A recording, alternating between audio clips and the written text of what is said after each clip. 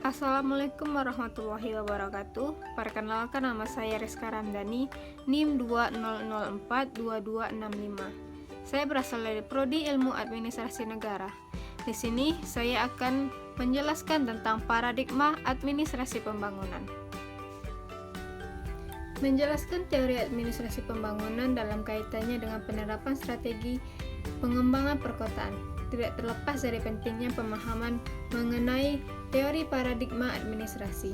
Sebelumnya, pengertian paradigma yaitu adalah teori dasar atau cara pandang yang fundamental, dilandasi nilai-nilai tertentu dan berisikan teori pokok, konsep, metodologi atau cara pendekatan yang dapat dipergunakan para teoretisi dan praktisi dalam menanggapi sesuatu permasalahan baik dalam pengembangan ilmu maupun kemajuan hidup.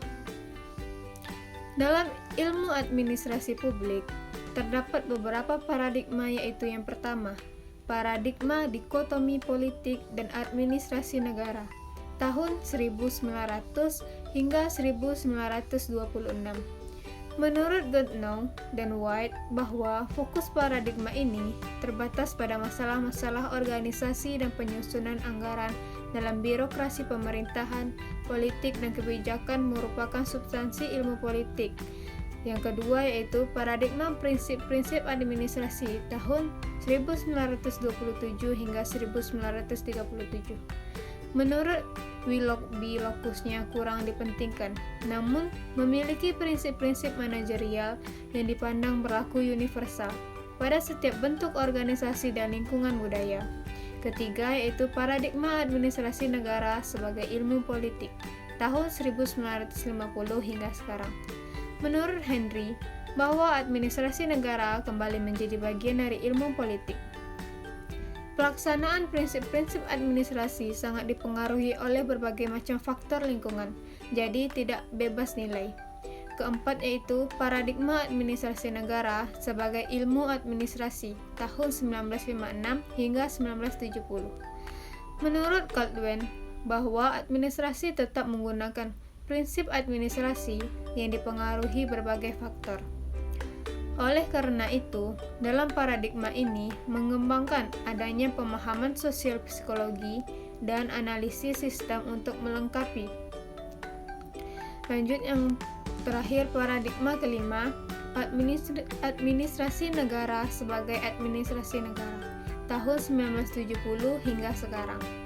Walaupun belum menemukan kata sepakat mengenai lokus maupun fokus dari administrasi negara, menurut pemikiran Herbert Simon tentang perlunya dua aspek yang perlu dikembangkan dalam disiplin administrasi negara, yaitu yang pertama, administrasi negara yang lebih memusatkan perhatiannya pada pengembangan ilmu murni administrasi.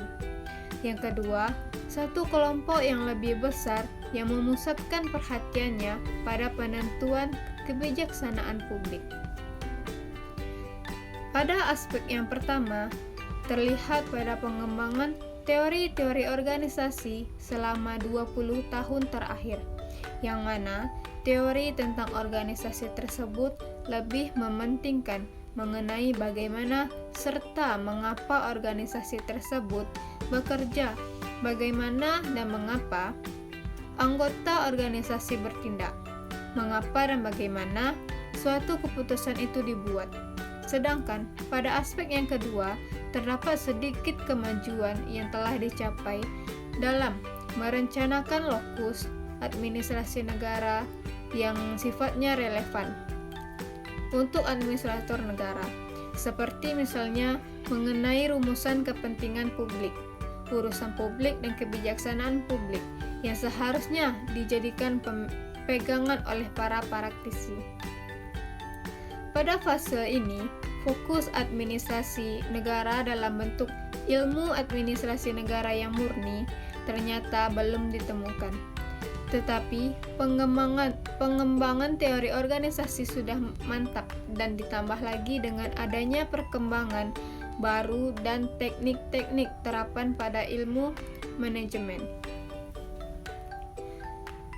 Kelima paradigma administrasi publik ini memberikan penguatan terhadap pentingnya administrasi negara yang berorientasi pembangunan.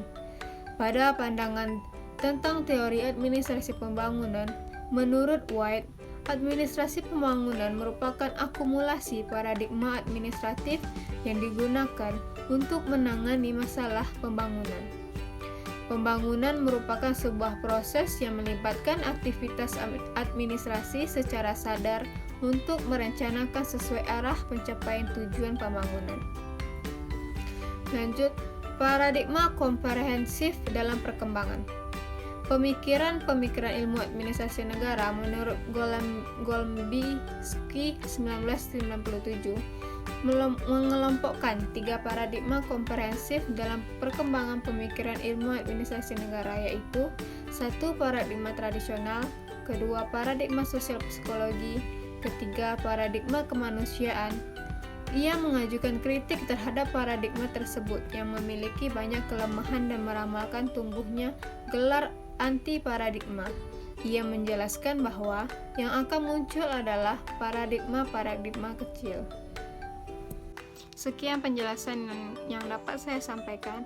Semoga apa yang saya sampaikan bisa bermanfaat untuk kita semua. Sekian, terima kasih. Assalamualaikum warahmatullahi wabarakatuh.